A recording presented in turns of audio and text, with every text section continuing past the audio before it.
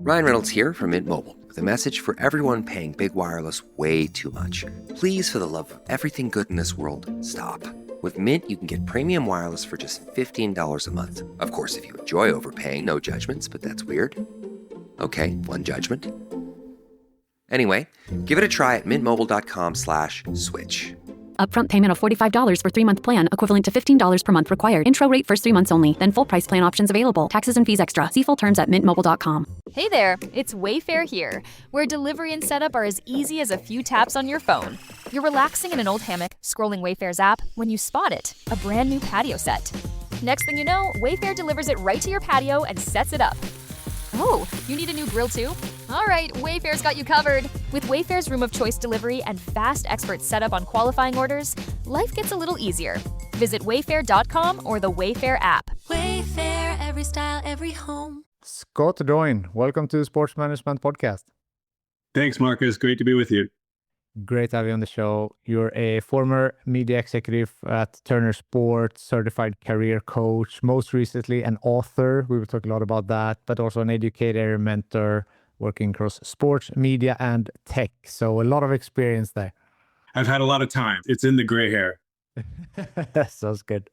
When we were talking approximately a week ago, you launched your book titled Navigating the Quarter Life Career Crisis. So can you tell us a little bit about why you wrote this book and what it's about?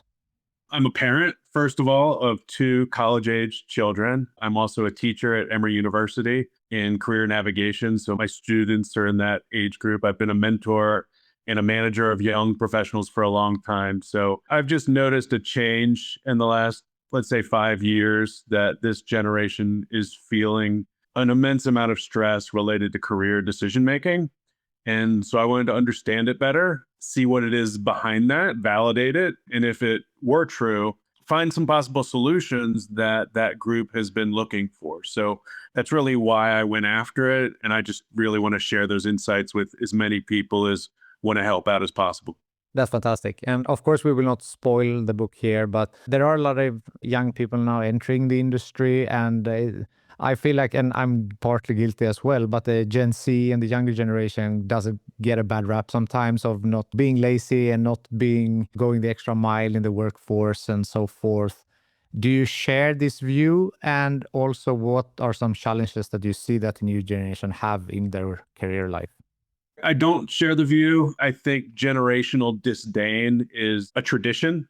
And so whether it's Gen X versus Gen Z or the baby boomers versus Gen X or millennials, I don't think it's anything really new. And so there are always things that we don't understand about each other. And whether that's at a generational level or human to human at any age, it takes effort. And so I advise, and the way I tried to manage was people as individuals, understand what it is they want to accomplish, understand that motivation, and try to align that with the organization's goals. And so I don't have that same opinion. Everybody's an individual. And while there might be some people that aren't as proactive, and if that's what's being seen, that might be somebody that you don't want to hire. But once you've hired somebody, you've made that decision, that's an investment in their future. And it will take effort to get the most out of them and hopefully let them get the most out of you. Yeah. So what are some challenges that you see for young people in the industry right now to getting a job? It really is difficult. And I think some things are industry agnostic or even economically agnostic, like the difficult job market, the effects of AI and what that's doing. But it is exacerbated at this age group. For the first time ever, at least in the US, the unemployment rate for recent grads is worse than the overall population. And in addition to that, I'd say the thing that I found from them that stresses them out the most is social media. And while all of us are on social media, or most of us are on social media, and we sort of understand the fact that everything that people are publishing isn't necessarily their true selves or certainly their weaknesses or vulnerabilities, the younger generation has grown up as virtual and social first. And so that is their foundation of understanding human capacity. And even the effects of the COVID-19 pandemic, when this group was in their teenage years, it hit them at a very important time in their brain mental development. And so one of the interviewees quoted, "Comparison is the thief of joy." And I think that really gets to the bottom of not just the struggles with the industry, but the internal struggles with what they perceive is around them and trying to keep up with people and stay on an expected timeline. All of those things, I think, make it difficult mentally to just sort of process what's going on and find a way forward. Hmm. Yeah, it's so much information. Like with social media, you have access to information all the time. There's so many impressions on you and what's going on now. You mentioned COVID-19, but there's also war on several fronts in the world going on right now. And is there an environmental crisis been talking on for a long time, a financial one? It's a lot of uncertainty. So I guess that's an additional pressure on the young people as well. Yeah, according to them, it feels that way. In world events, where I not only interviewed a couple dozen Gen Z folks, but I did a nationwide survey of 400 young folks, 18 to 25. And when I asked what it is that stresses them out overall, career stress and financial stress were the top two. And then within career stress, there's additional layers to what they shared with me. Mm. So what are some things they can do, some advice for the young people to be successful in their work life? First, I'll tell you what they asked for, because I think that's really important when working with young folks, and my children and even myself at that age was no different. Lecturing and demanding and mandating certain types of action, they'll just tune you out. And so instead, what I did was ask them what resources they would like additional access to. And the top two of those was mentoring and networking support. I think the networking support's really interesting because, as I mentioned, with the virtual and social first nature of this age group and living through the isolation of COVID-19 pandemic, they really aren't great at interacting with other human beings. It's not something that comes as natural to them. They feel socially awkward. And so you can see where networking is even more frightening than the average person, which I would say treated at best as a necessary evil. There's a lot of introverts in the world, and I think that population would self-identify, whether accurately or not. So support and networking, which they're willing to admit they need help with, I think what we can do is provide that olive branch, make it easier on them. And the tools that I provide to my young clients for networking aren't about a transactional relationship. It's about building a genuine relationship out of curiosity. I call it networking as a research project. If there's an area of the industry that you want to learn more about, ask the questions you actually want answers to. This is genuine. This maintains your authenticity and your integrity. And then you can get to know each other in a way that that person then has a chance of becoming a mentor.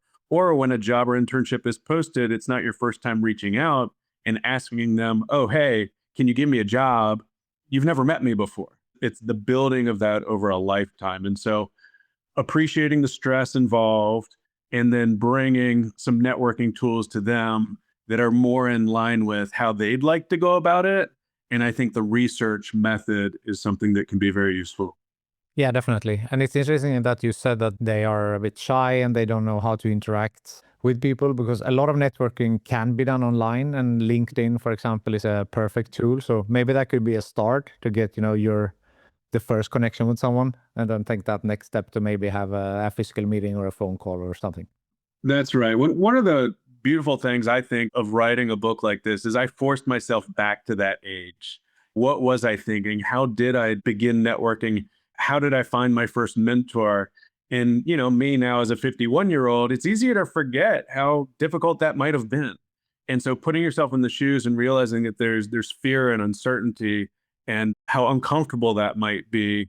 I remember going to my first conference. I remember meeting an NBA commissioner for the first time. I remember going to these cocktail parties at different sporting events. It makes you nervous. It still does today. And, I think that discomfort can keep you away. But also, I've seen this with some of my clients and even my kids, as you start to practice, just like any other skill, and it starts to work in some capacity, then you're emboldened, you have a little more confidence. But beginning that process, maybe with some, in baseball terms, singles and doubles, starting where it's a warm lead, starting with a friend of the family, starting with somebody who's an alumnus of your school or is from your hometown, finding those commonalities where you can just learn this practice and gain some momentum. And then I promise you, they'll be fine at that point, but getting started is the hardest part.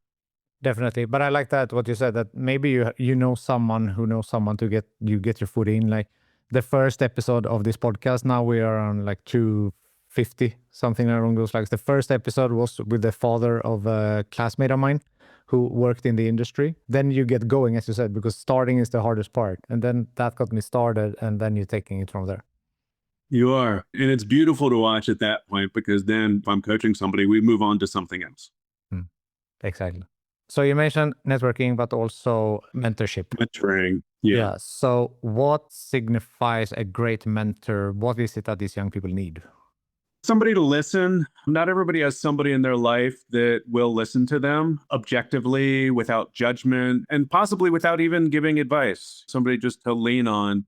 And depending on your background and where you come from, seeing somebody that's like you or looks like you or comes from a similar place as you, I've seen that that's very, very powerful. I quote a bunch of folks in the book, and it's actually former President Barack Obama mentioned young women growing up and seeing other professional women in the working world, that gives them a light in terms of what could be. And I think that's the same for everybody. I had a former boss who used to teach law school classes, and she's a South Asian Indian woman. And she said the amount of young women of color that would come up to her after class was so much greater than her predecessor, who was a middle-aged white guy, that I think having people in authority positions across the range of industries creates the possibility that young folks see that person. And then I interviewed a bunch of professional folks for the book as well. Once I understood mentoring or professional networking was an area of support. There's a woman, Parul Khosla, that runs Arena Talent, which is a sports networking organization. Really awesome. It's 3 female founders. And she said, finding a mentor doesn't have to be super formal. And I think this is one of the other myths. It can be very informal. And I even traced this back to young folks in my young career. When people are applying for colleges or universities, they have to ask for references. And it might be your little league coach. It might be your teacher or professor. It might be your guidance counselor. Those are actually the beginnings of the seeds of what it's like to ask a professional for support. And so if young folks are familiar with having done that, some of those same people might be eligible mentors for you. It could be an internship boss, could be a club advisor. But again, just getting started in an informal way. Is it somebody that you can talk to once a month, once a quarter, once a year, that might be that ear that's willing to listen without judgment? Yeah, I think that's really interesting and important, as you say, to take that with you, because it is difficult to find a job, especially in the beginning, because it's this, joke or myth again, like you need to have 10 years of experience, but you just finished college. Like, how's that possible? Internships is a great one, but also, as you said, to have some references that can talk on your behalf and get you that first foot into the door. Totally. Sports, it's a big industry, but still a small industry, I feel, at the same time. So you have been, been in media, you have been in different sectors besides tech. And so if we compare sports to other industries, would you say it's more difficult to get into, less difficult, or equal to some other industries that you have experiences from? Yeah, I do think it's more. And I see this now through my clients' lens, where, yes, I do coach clients that are trying to get into the sports business or advance in the sports business. But I have clients now in the environmental sector, education, healthcare.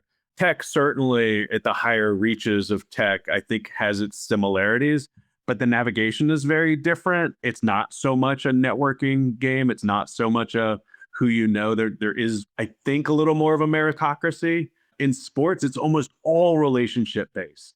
I saw a clip of one of your past guests that said it's a supply and demand issue. And I think that's true. There's always going to be an overabundance of candidates in passion professions. That's just how it is. Even though in the 30 years I've been in the industry's grown so much, right? It grows and grows and grows.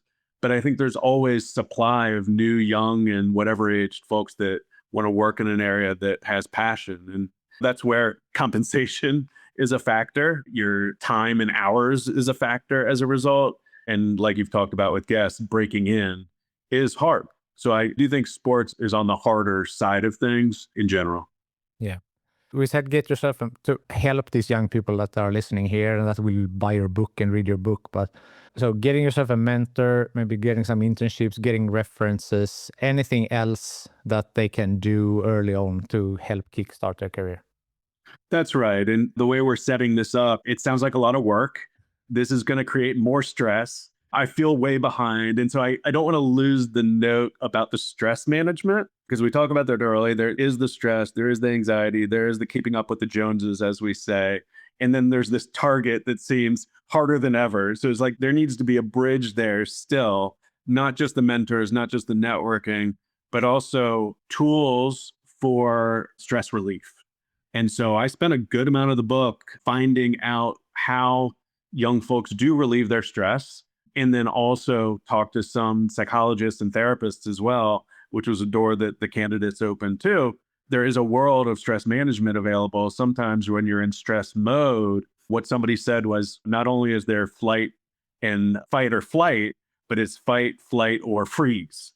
And if you're too stressed out, your brain just stops thinking and you can't take any steps forward. So that sort of paralysis is just as makes things even more difficult that if you're not moving at all, how can you move towards one of these areas that you might like to work in? So trying to get yourself out of stress mode so that you can take some steps in some direction that you can adapt and learn and adjust later. But moving forward is really important, and it might be impossible to do that if you're too stressed out. Yeah. Of course, it's really important to have your mental and physical well-being on point, obviously, for several reasons. I've talked many times about work-life balance, and I feel that, as you mentioned also, in sports, sometimes that is a little bit tricky because it's a mix of, it's a work and it's a passion and it's a lifestyle a little bit blended. And then it's hard to find that balance for work and not work. It is. And I'll speak from my own perspective when it comes to that first, if that's okay. My definition of balance might be different than somebody else's, but when I was enjoying my job, I really felt like that was part of the definition. If you're working at a job that you hate and you hate the people that are around you, I don't care how many hours you have to work at it, it can be miserable. But if you're working at a job that you love and you enjoy and maybe has purpose to it, the number of hours isn't really the most important factor. Yes, it might take you away from a family or hobbies or friends, and that's definitely an equation everybody has to decide on for themselves. But between me, my wife, and my kids, we tried to find that balance within a space where I was really enjoying myself and hopefully providing entertainment and joy to others through sports fandom. Yeah.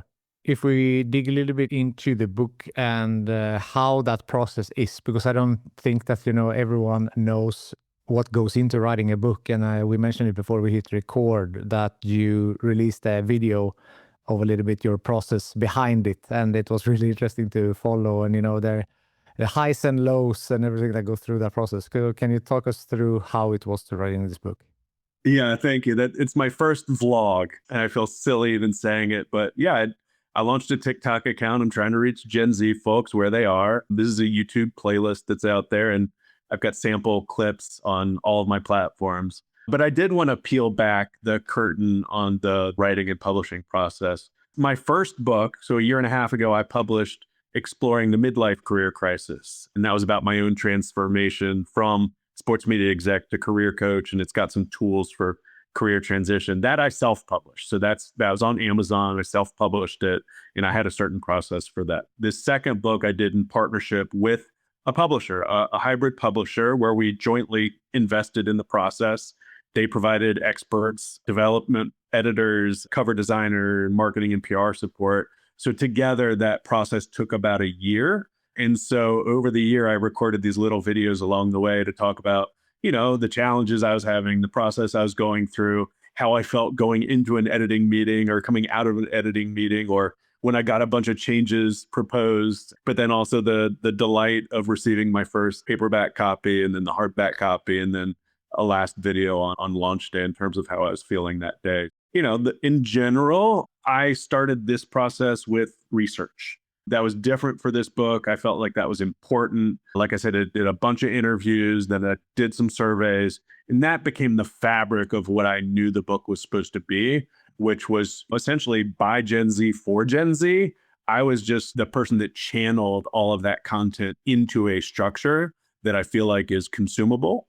And then I went and found those stakeholders or professionals that provided resources and solutions, some great books, some great nonprofits. And so I married those things together. So the research was first, a ton of writing over the summer. The fall was really editing. And then it was time to sort of get ready for launch. And there were edits and adjustments all along the way. But that's essentially the process I went through. Yeah, so from the video, you got something back and it was like 600 something in the notes. Like, It was. how do you tackle that without getting Oh my discouraged? God. And you know what's crazy? Even now I think about it, that 600 something didn't even include the punctuation. So it was actually in the thousands if you included the punctuation and spacing and that sort of stuff. So this is why editors exist. For me, I took on a mantra during that time. You know, we all have stuff going on in our heads and have anxiety and imposter syndrome. So my mantra was better is better. I wanted this book to be better than my last book. I wanted there to be more impact. And now that it's out there, you know, I'm getting some nice feedback that at least it's helping some people navigate or helping parents understand what their children are going through, managers understanding their younger employees. So this is what I wanted to happen. I have no idea at what scale that's going to happen, but I'm glad it's being well received so far. It's happy to hear that it's being well received. So where can the listeners go and find it to buy it? Yeah, it's in lots of stores. So Amazon for sure, Barnes and Noble. It's available in bulk purchase on Porchlight. It's in some local Atlanta bookstores, which is really cool. So the easiest way is to go to scottdoyne.com and you can find a link to all those options or Ripples Media's website. And then I'm always on LinkedIn. So you can find me on LinkedIn 6 or 8 hours a day. Awesome. Networking opportunity right there. Absolutely. Bring it on. Awesome. I'd like to get to know the guest a little more as well on like your career journey. So you mentioned that you were a media executive that turned your career into a certified career coach and so forth. So taking it from the very beginning, like how did you break into the industry in the first place? And if we take it from there. Gosh, how far back do I go? First of all, grew up in Cincinnati, Ohio, and I went to University of Michigan for my undergrad education. And that was in sports management. So I thought or knew at the time that I might want to work in sports.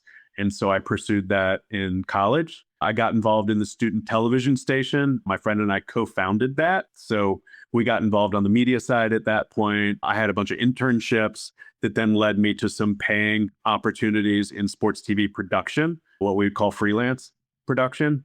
After doing that for a while, I ended up going back to business school.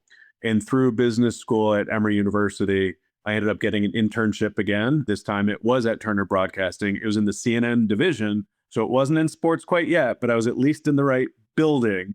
And while I was there, I did network my butt off and found as many Emory grads and MBAs as I could. That eventually led to a part-time job during my second semester of my second year of business school with NASCAR.com, which was being run by Turner Sports at the time. So this is now 2003, believe it or not. So early-ish internet for sure.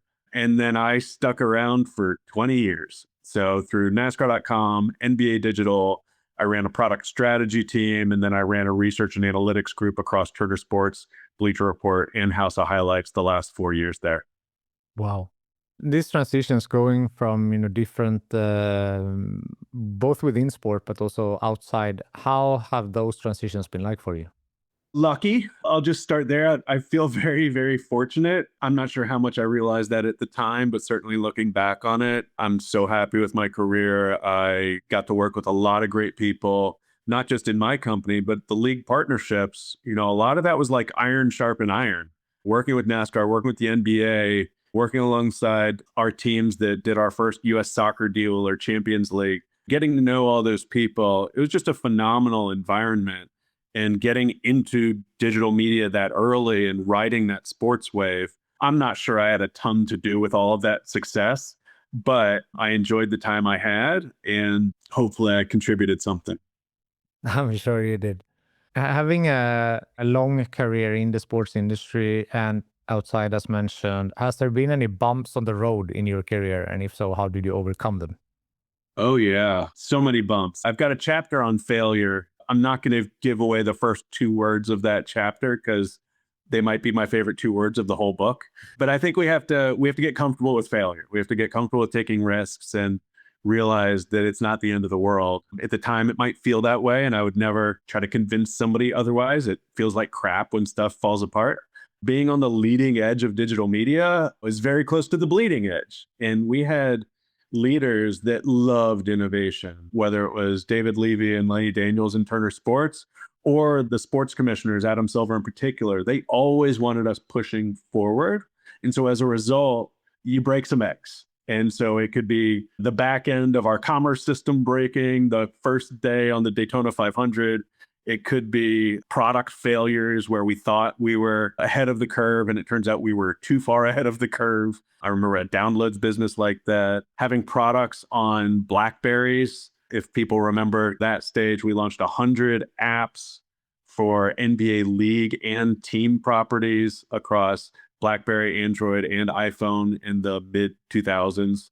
There were plenty of things that failed, but we were always encouraged to keep trying. Probably have some scars from it, but I was really happy to work for leaders that understood that sometimes stuff's not going to work and you weren't punished for it. Thank goodness.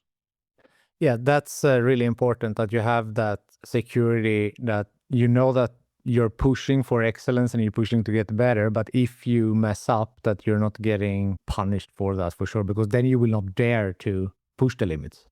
That's right. And who wants a staff that's not trying to do new things when you're in a part of the industry that everything is new? Social media is new, mobile is new, applications, live streaming video, at trying to keep up with the pace of new technology from all the different sports leagues. So we're in sports, so it's competitive. Like that's just sort of the nature of it. Is some of our golf properties, we would watch what the Masters did and then try to outdo them for the PGA Championship.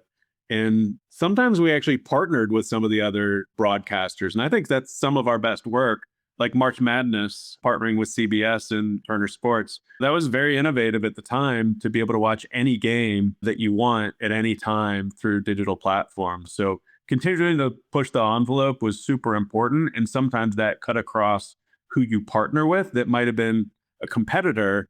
But if you can do more for the fan together, I think that's the right answer sometimes too. Definitely. And that it's great to be able to do that partnership. But also, I think competition is really important and healthy as well in that industry to push the limits. Because if there is a monopoly on something, you really have no need to improve. But if you have someone who's chasing you and you said, you're in sports, it's competitive, you want to be better, then that's going to increase the quality from your work as well. Exactly. And I look at where a lot of those people are now that were leading us. And one of my old bosses, Matt Hong, is now leading Versant Sports. Those lessons, but also those relationships carry on to new and different places in the industry. I love seeing that happen. Yeah, me too. A lot of, you have mentioned a lot of very experienced sports professionals, Adam Silver and so forth, that you have worked with or around for and so on. So can you point to some learnings that you have taken from any of these individuals? Oh, that is a really good question. I really was surrounded by so many great leaders. I'll mention one who was my boss on NBA Digital. Her name was Christina Miller, still is Christina Miller. And she had worked at Cartoon Network and then took over a large part of the sports business within Turner Sports. And I think that was a really important lesson that we can expand, we can extend, we can leverage strengths from one part of the organization to another. So when I ended up taking on the research and analytics function, for me, that was not how I grew up. I partnered with analytics teams and I knew the value of it because I was running digital products and businesses. But taking over a team where you didn't know as much as them, I think seeing Christina go through that, learn as much as she could, but also trust her team to be more expert at certain things than she was. There's a certain humility that comes with leadership that I think is important, where if all you do is hire people that know less than you have no chance at growth. And so I think when it comes to hiring the right people, motivating them, going back to what we were talking about with Gen Z, letting them be the innovators. They're closer to the target demographic anyways of what we're trying to do. And so I think learning from leaders like that, there's an element of humility to growth. Definitely. And it also says a lot about that person, that you're trusting yourself and what you know and don't know, and that you're able to trust your team. It speaks to security and maturity as well, I would say. Yeah, it's counterintuitive if you're younger. And again, if you're just exposed to archetypes online of what leadership looks like, you might get the wrong idea. And so living and having mentors like that in your life and your career, you can eventually find a blueprint that feels right for you. And it's impossible to explain this when you're 20, but by the time you're in your 30s or 40s or this age, being yourself is much more comfortable, and just sort of doing things the way that you feel is right. It probably took me 15 years of my career to get to that point where I could identify with a certain leader. It's like, oh, I can actually be myself. And I was at my best at that point. Yeah. I think that's an important lesson to learn, because if you're pretending to be someone that you're not and you're getting praised for that, then you will still have that insecurity that that's not actually who you are. So, Yeah. Just I it's think easier said than done, but it is. And I'll admit, there were times where I put on a different coat of armor or pretended to be somebody else, and I was terrible at it. I am not bad cop. I am good cop. I'll shout out another manager, Laura Dames, who really helped me see that truth. Stop trying to pretend to be this shark in the water. Just because you're surrounded by sharks, you can still be, in my case, the dolphin. I love that. I love that. You mentioned it before with technology and AI, and maybe that can be a stressor for young people as well, because will this type of job be available in the future? Will this take my current job and so forth? So where do you see AI going in the industry and in general with technology in the sports industry? It's really a whole nother level of change from my standpoint. Again, I saw the early-ish days of the internet and mobile and social media, and those things drastically changed the foundation of sports and all industries. AI, from my standpoint at this point, is even more transformational. So in what directions, I don't really know. I'm a career coach now. I don't have to worry as much about it, but I am augmenting my human skills as a career coach with AI tools that exist. So it's this sort of hybrid approach to things. It's also a continuous learning and adaptability. And so in terms of the skills that I think are most important for young people, adaptability and resilience are at the top of the list for me. It's not a particular functional skill, although I do believe communication, creativity, influence, I think those things will last the test of time a little longer.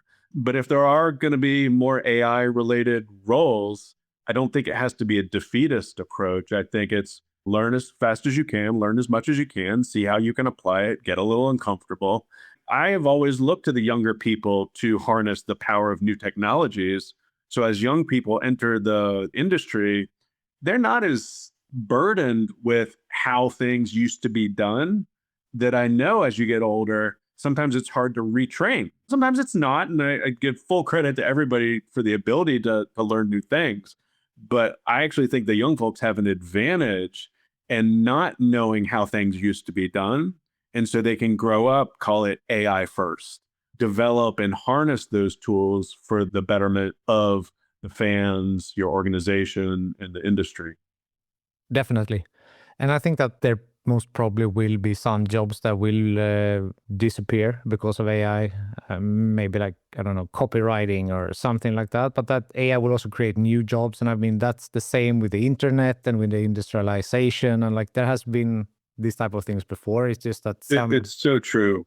Yeah. So some roles will disappear, but new will appear. And some of that's always been true. I could have never said when I got to University of Michigan that I wanted to run NBA.com because it didn't exist. And that's going to be true in the future. And so as long as you're trying new things and you're learning, you're applying them and showing evidence of your impact, I think you'll be okay. But, again, that means you have to acknowledge your fear of what's happening, not compartmentalize it, but accept the fact that it's a challenge, and then find your way through that in a way that's comfortable for you. Definitely. I love that. I like to end on a networking question. We have talked a lot about it. So who is someone from your network that you think would be a good guest on my show? Oh my gosh.